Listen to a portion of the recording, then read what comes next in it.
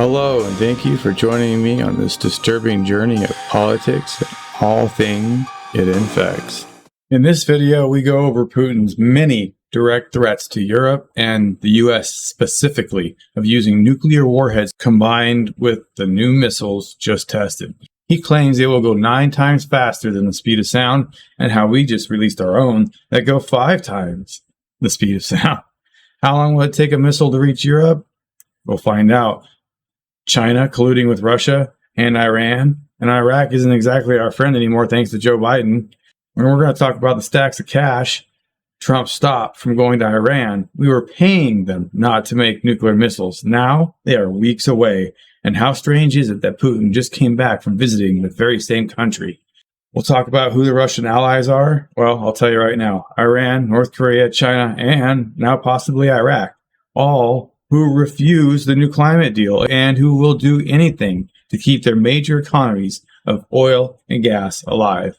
We're also going to discuss how the last president dealt with a nuclear threat and then became the first president to cross the DMZ and meet with the leader of North Korea. We're also going to discuss the 2 ways a nuclear weapon can be deployed and its effect. And what will Biden do? I have no idea. Guess we'll find out. Vladimir Putin delivering a thinly veiled nuclear threat to America and the West as he wages war on NATO's doorstep.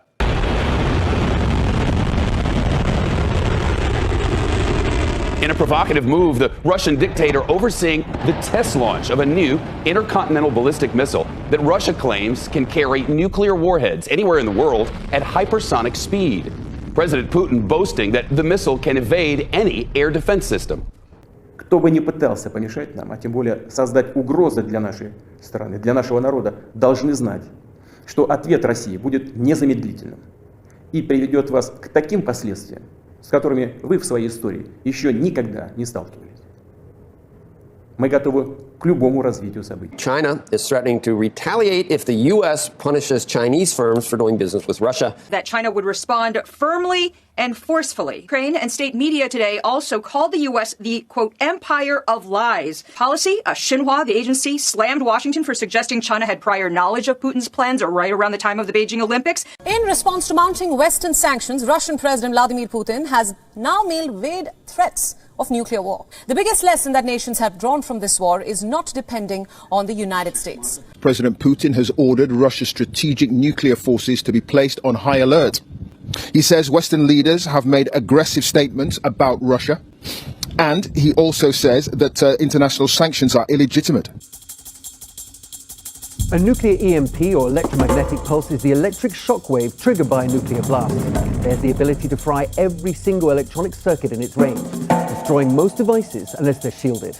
The higher the altitude a nuclear weapon detonates, the wider the effect is over its target. All right, so what does this mean?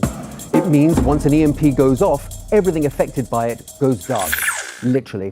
A single nuclear bomb exploding high enough can destroy a country's ability to light its streets, power its hospitals, run its stock exchange, access the internet, or use a phone. Most trappings of the 21st century would simply stop working. No car or plane would move, no police officer or fireman could be called, no supermarket restocked. Modern life as we know it would simply cease to exist. Protection against this kind of attack is enormously expensive. The price tag running into the billions and not guaranteed to work. And although some exaggerated estimates claim up to 90% of Americans would die as a consequence, one thing's for sure, it would take months, if not years, for the country to fully recover. To the latest on the war in Ukraine and Russian President Vladimir Putin visiting Iran this morning, as the White House warns that Tehran may be ready to help Russia on the battlefield by providing a fleet of drones. How exactly do we know that they went there to get drones? I mean, Russia's biggest exports are oil, natural gas, and weapons. So I think they gave him nuclear weapons. Or they're trying to make a deal. Maybe to acquire these weapons for the war here in Ukraine and to try and deal with his depleted stocks. This morning, President Putin arriving in Tehran for a rare and high-stakes visit. He really doesn't have anywhere to go. He has no friends in the world. But Iran is one of the few. Yeah, I'm not too sure Russia's worried about how much weapons they have. Russia benefits from long-standing defense and arms export relationships with numerous countries.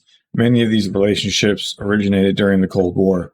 Maintaining defense relationships is important for Russia to project global military, diplomatic, and political power, and such relationships are part of Russia's foreign policy. According to some analysts, Russia uses these relationships to induce other countries to include Russia in discussions and negotiations, and may use them to undermine U.S. influence. Russia exports a wide range of military systems, including small arms, aircraft, tanks, and armored vehicles, artillery, air defense, missiles, and ships. Many of these systems are upgraded versions of Soviet-era or Russian systems, but they increasingly also include advanced weaponry, such as the new Su-35S fighters and S-400 surface-to-air missiles. Russian arms appear to attract buyers for various reasons. First, long-standing defense relationships, as seen to contribute to established arms relations between Russia and other countries. Importing militaries often are familiar with Russian weaponry, easing training and maintenance requirements. Second, observers note that Russian weaponry may be less expensive and easier to operate and maintain relative to Western systems. Third, Russia reportedly extends flexible finance options such as loans with favorable terms. Finally, in contrast to U.S. arms exports, Russia generally exports weapons regardless of the country's human rights records or internal political situation. This is why it's so vital we keep our relationship with Saudi Arabia, because if we don't sell weapons to them, Russia will. Russia's defense industry is capable of producing advanced systems across most weapon categories, so I really doubt they're buying weapons. From the Kremlin, a pointed message to the West. Don't push Russia. President Putin summoned his military chiefs and gave them an order.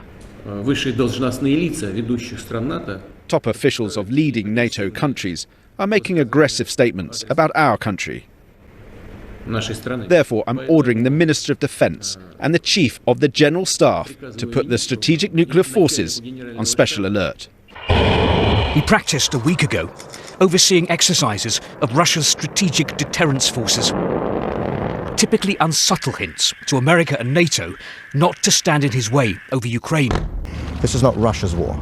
This is not a war by the Russian people and the Ukrainian people. This is yet another military adventure, military crime by an unelected, unaccountable, authoritarian, and frankly, increasingly deranged dictator in the Kremlin by the name of Vladimir Putin. So I'm going to make a short video explaining how Putin got into power and stayed there.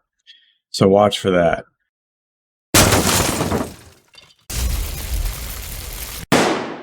In Russia, television remains the key tool for shaping public opinion. So if you control TV, as the Kremlin does, you control the messaging. But not 100%, because today many Russians do get their news and information online, and there they see a very different picture. Well, it's a good thing that Elon Musk didn't shut down his Starlink satellites over Russia and block Russian news media sources, or maybe this lady wouldn't be able to tell her story. Like other independent Russian media, the authorities have banned it from calling this a war. What is the Kremlin trying to do to the truth now in Russia? What they always do. Listen, they always, turn truth into lies. They lie. They just lie. Censorship at home. War abroad. That sounds way too familiar. Tonight, Russian state TV announced our submarines alone are capable of launching more than 500 nuclear warheads, guaranteed to destroy America and all of NATO.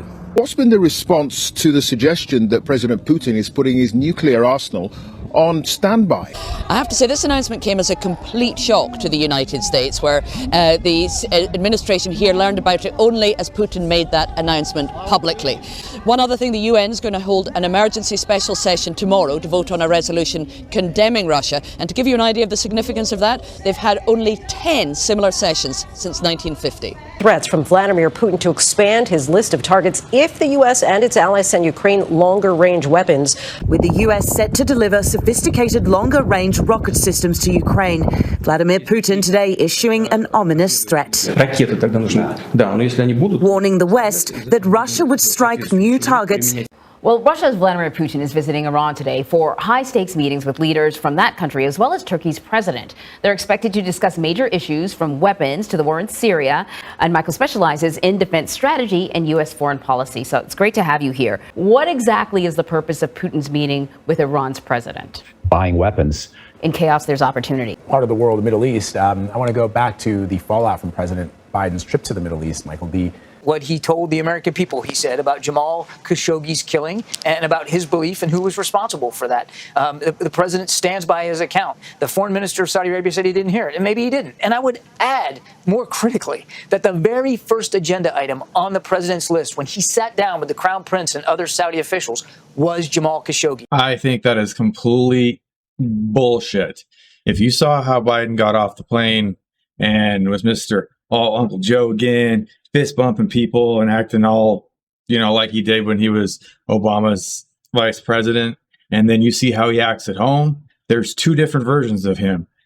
And the version of him that went to Saudi Arabia was not the version that would bring up the killing of Khashoggi and accuse the crown prince the very first thing before they discussed anything else. I think he lied. Look, if we lose Saudi Arabia as an ally, we're so screwed. We cannot fight with China and Russia and Iran and Iraq. It just can't happen, especially with Europe being in no position to do anything. They have no fuel. They have no energy. They have nothing. Putin has completely crippled them. Russia's President Vladimir Putin is threatening to hit new targets if the West sends Ukraine long-range missiles. It's not clear whether Putin is referring to targets within or beyond Ukraine's borders. If long-range missiles are supplied, we'll make certain conclusions and use our own means of destruction. We have enough to strike at targets we have not yet been hitting. President Putin has warned the West not to cross what he called a red line with Russia, stating that it would trigger an asymmetrical, rapid and harsh response. Mr. Putin's comments during his State of the Nation address. I hope no one will cross Russia's red line, but in each case, we are the ones who will decide where the red line is. Organisers of any provocation threatening our security will regret it, like they haven't regretted anything for a long time. Так называемый коллективный Запад во главе США на протяжении десятилетий ведет себя в отношении России исключительно агрессивно. Если этот самый Запад хотел спровоцировать конфликт для того, чтобы перейти к новому этапу борьбы с Россией, к новому этапу сдерживания нашей страны, то можно сказать, что это в известной степени удалось. И война развязана, и санкции введены. В нормальных условиях, наверное, трудно было бы это сделать. Но на что хотел бы обратить внимание? Они должны были бы понять, что уже проиграли с самого начала нашей специальной военной операции, потому что ее начало означает и начало кардинального слома миропорядка по-американски. Это начало перехода от либерально-глобалистского американского эгоцентризма к действительно многополярному миру. Запад, который некогда декларировал такие принципы демократии, как свобода слова, плюрализм, уважение иного мнения, сегодня вырождается в полную противоположность, в тоталитаризм, включая цензуру, закрытие средств массовой информации, произвол в отношении журналистов. Сегодня мы слышим, что нас хотят победить на поле боя. Ну, что здесь скажешь? Пусть попробуют. При этом мы не отказываемся и от мирных переговоров, но те, кто отказывается, должны знать, что чем дальше, тем сложнее им будет с нами договариваться. Terms, there have been fears that President Vladimir Putin could cross a red line when it comes to nuclear weapons. Winston Churchill said the destiny of man is not measured by material computations. When great forces are on the move in the world, we learn we're spirits, not animals. And he said there's something going on in time and space and beyond time and space, which, whether we like it or not, spells duty. You and I have a rendezvous with destiny. We'll preserve for our children this, the last best hope of man on earth, or we'll sentence them to take the last step into 1,000 years of darkness. At the time, America was the world's sole nuclear power. Now, faster forward to today, and 9 nations now possess nuclear weapons. Now, Russia has the largest stockpile of nuclear weapons in the world. But then at the end of February, Russian President Vladimir Putin warned nations that interfere in Ukraine would suffer consequences like they've never seen in their history. Days later, he put Russia's nuclear deterrence forces on high alert. But then bone-chilling bluster, a former Russian president and Prime Minister Dmitry Medvedev saying he will do everything to make his country's enemies disappear and that the horsemen of the apocalypse are on their way. With one TV channel breaking down the time it would take for a Russian nuclear-armed missile to reach different European capitals. 202 seconds for London, 200 for Paris, and a little more than 100 for Berlin. Now, a popular presenter even threatened that Russia could turn Britain into a radioactive desert. Here is Iran's President Ibrahim Raisi speaking about America in Tehran on July the 13th. Iran will not back down from its rightful and logical stance in talks to revive a 2015 nuclear pact. You experienced that it is not possible to speak with Iran by tough language. How many times do you want to experience that Iran does not succumb to force? And now here's US President Joe Biden speaking about Iran from Jerusalem one day later on July the 14th. They have an opportunity to accept this agreement's been laid down. If they don't, we made it absolutely clear. We will not, let me say it again, we will not allow Iran to acquire a nuclear weapon. What a funny guy. What else did you do while we were away?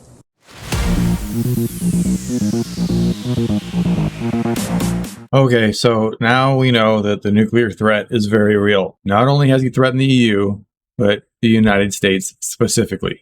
So let's talk about how a nuclear weapon can be deployed.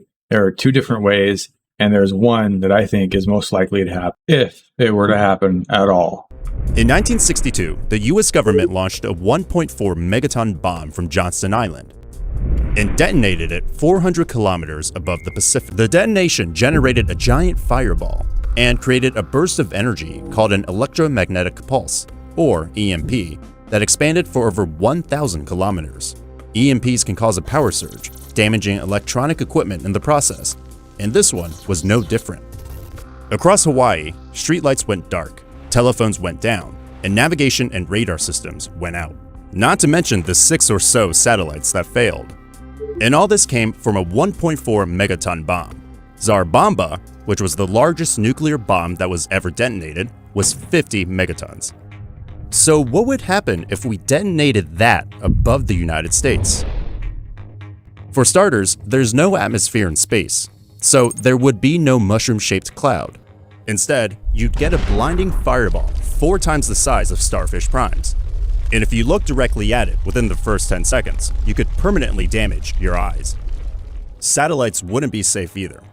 Radiation from the explosion would fry the circuits of hundreds of instruments in low Earth orbit, including communication satellites, military spy satellites, and even science telescopes like the Hubble. Plus, astronauts on board the International Space Station might be at risk of radiation poisoning. On the ground, however, you'd probably be fine. The detonation point would be far enough away that the high-energy radiation wouldn't reach you. But don't get too comfortable. Remember Starfish Prime's EMP? This time, the EMP would cover 1/3 of the entire United States, bringing down regional power grids and electronics, like a lightning strike. Millions of Americans would be out of power. So what was our strategy before Iran to keep them from developing nuclear weapons? We gave them money. Yes, we straight up gave them money. Pallets of cash. No lie. After Obama administration officials briefed lawmakers about 2 other cash payments to Iran. Sources tell CNN that in addition to the previously reported $400 million in cash given in conjunction with U.S. hostages held in Iran being freed, including Washington Post journalist Jason Rezaian. This is Last Horseman. Who is this? This is Flaming Dragon! Oh, okay. Flaming Dragon. Fuckface. First, take a big step back and literally fuck your own face! Whatever you're thinking, you better think again. Otherwise, I'm gonna have to head down there, and I will rain down an ungodly fucking firestorm upon you. You're gonna have to call the fucking United Nations and get a fucking binding resolution to keep me from fucking destroying you. I am talking scorched earth, motherfucker! I will massacre you! I will fuck you up!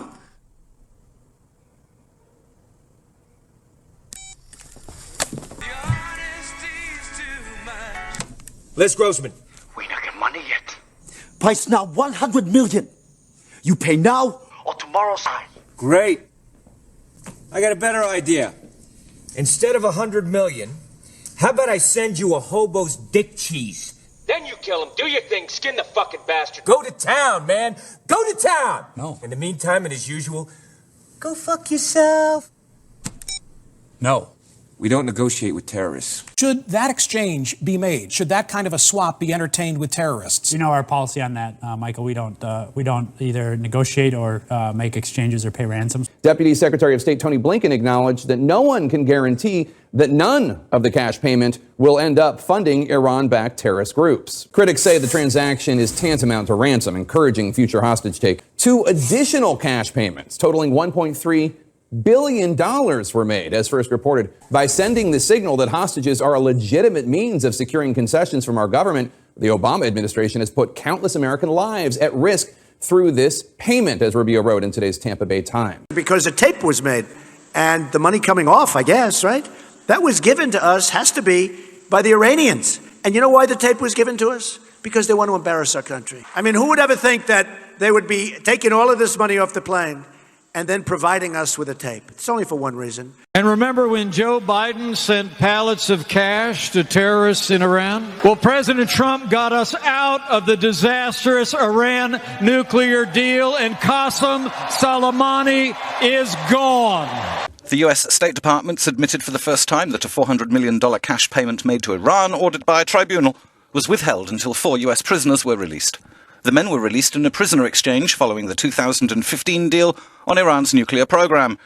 He denied it was for the hostages, but it was. Just came out. He said, we don't pay ransom, but we did.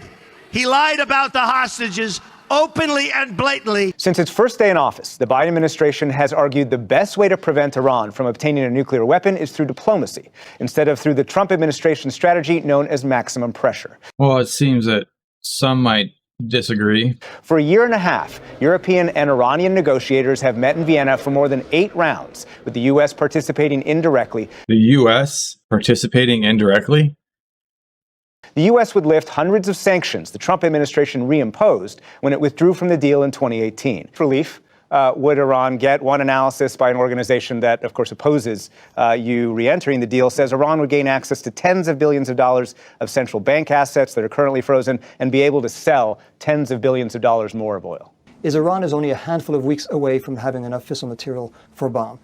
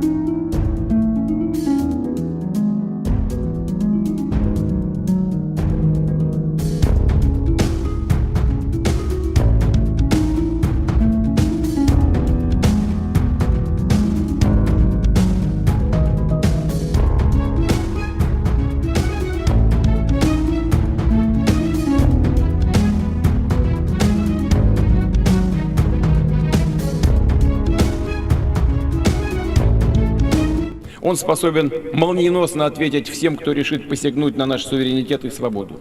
Достаточно упомянуть новейшие, не имеющие аналогов в мире гиперзвуковые ракетные комплексы «Циркон», для которых нет никаких преград. Уважаемые товарищи, их поставка в вооруженные силы России начнется в ближайшие месяцы.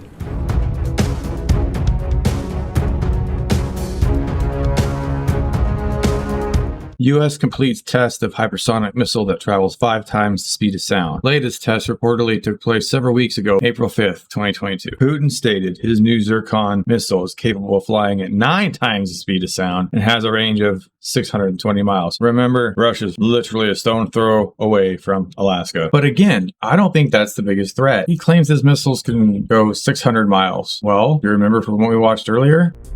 And detonated it 400 kilometers above the Pacific. That's a little under 250 miles.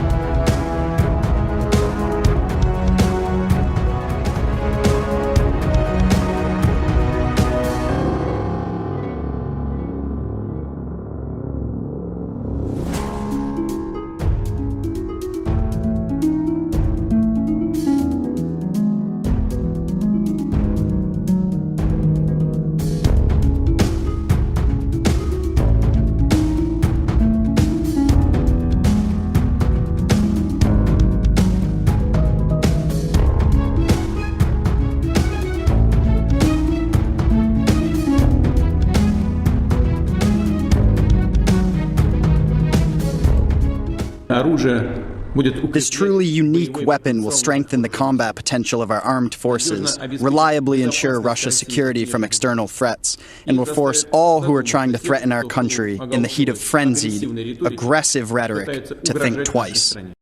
So what do you think Putin was really doing in Iran? As long as I'm president of the United States, Iran will never be allowed to have a nuclear weapon. This is Donald Trump a few minutes ago saying the following. North Korean leader Kim Jong-un just stated that the nuclear button is on his desk at all times. Will someone from his depleted and food-starved regime please inform him that I, too, have a nuclear button, but it is a much bigger and more powerful one than his and my button. Now to the latest on President Trump. He's back at the White House this morning after that historic meeting with North Korean leader Kim Jong-un. He is now the first sitting U.S. president ever to set foot in North Korean territory. The president and Kim meeting behind closed doors for more than 40 minutes. North Korean media later recounting the meeting as amazing and historic. And while the president says he's in no hurry, Speed is not the object. We want to see if we can do a really comprehensive good deal. The White House says negotiating teams will now get to work on details in hopes they can move this forward. The comments of the president about the size of his nuclear launch button. Did she have a hard time saying that with a straight face? Did she have which button you think he was talking about, lady? Molly, let me start with you. What do you expect that rhetoric to do internationally and here at home? When it comes to diplomacy, I don't know if buttons really do very well for anybody.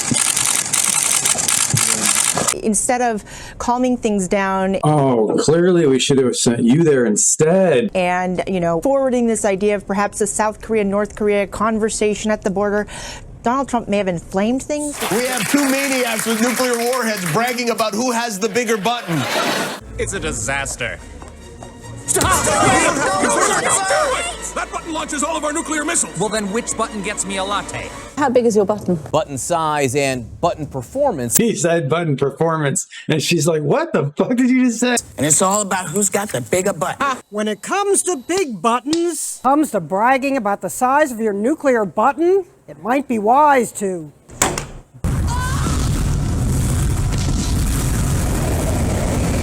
So after everything that we've just seen, who would you rather have president right now? A Reagan, a Trump, or a bumbling Biden?